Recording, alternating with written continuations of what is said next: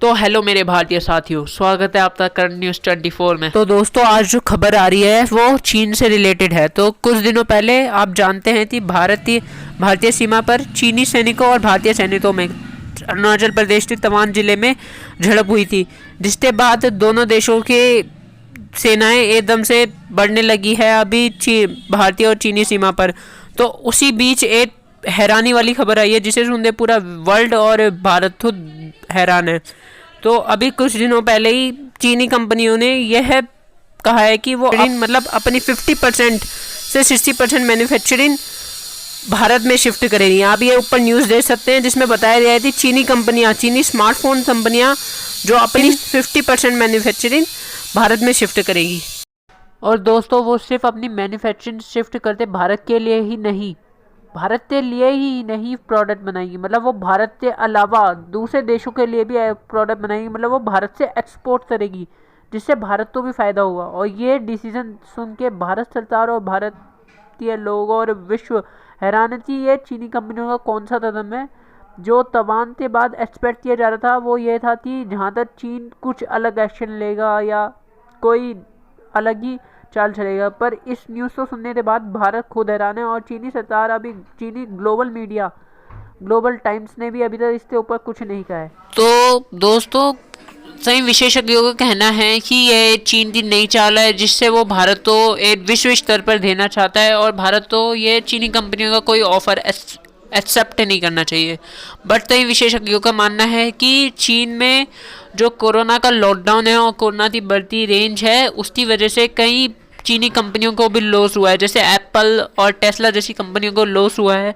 तो टेस्ला ने अपना इंडोनेशिया में प्लांट लगा रखा है, तो वो अपना सारा प्लांट ज़्यादातर इंडोनेशिया से ही बना रही है। और वैसे ही एप्पल हमारे इधर भी प्लांट लगा चुकी है और उसे बड़ा कर रही है और अपनी ज़्यादातर जो न्यू फ़ोन है वो भारत से मैन्युफैक्चर करते बेच रही है। तो वैसे ही चीनी कंपनियों के लिए ऐसा कोई प्लांट नहीं है। जो दूसरी कंपनियां उन्होंने दूसरे देशों में प्लांट लगा रहा था, पर चीनी कंपनियों के पास ऐसा कोई प्लांट नहीं है जिससे वो चीन के अलावा कहीं से मैन्युफैक्चर कर सकते। तो वो भारत की तरफ देख के अब भारत को ये ऑफ़र दे रही हैं कि यार भारत इस ऑफ़र तो एक्सेप्ट कर लेता है तो चीनी कंपनियां अपने भारत के लिए भी मैन्युफैक्चर करेगी और भारत के साथ साथ कुछ सामान विदेशों के लिए भी मतलब मैन्युफैक्चर करेंगी। तो इससे भारत को भी फ़ायदा और चीनी कंपनियों को भी। और ये चीनी कंपनियां इस तरीके से दो निशाने चल रही है। अगर भारत और चीन में कोई बड़ा युद्ध हो जाता है तो जहां तक भारत चीनी कंपनियों को बैन भी कर सकता है। तो इससे बचने के लिए चीनी कंपनियां भारत में मैन्युफैक्चर लगा रही है, जिससे अगर भारत और चीन में युद्ध होता है तो भारत उन्हें बैन ना कर सकती, क्योंकि अगर भारत उन्हें बैन करेगा तो चीनी कंपनियों में जो भारतीय लोग काम कर रहे होंगे उनकी भी बहुत जॉब जाएंगी, जिसकी वजह से भारत इन्हें बैन नहीं कर पाएगा। इस वजह से चीनी कंपनियां ये डिसीजन ले रही है।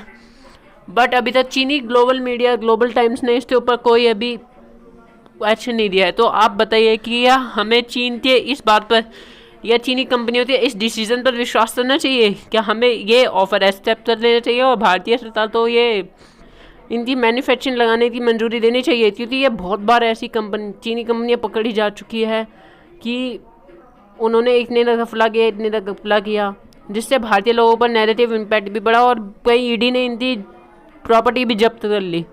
तो इसके लिए भी बचने के लिए ही कर रही हैं।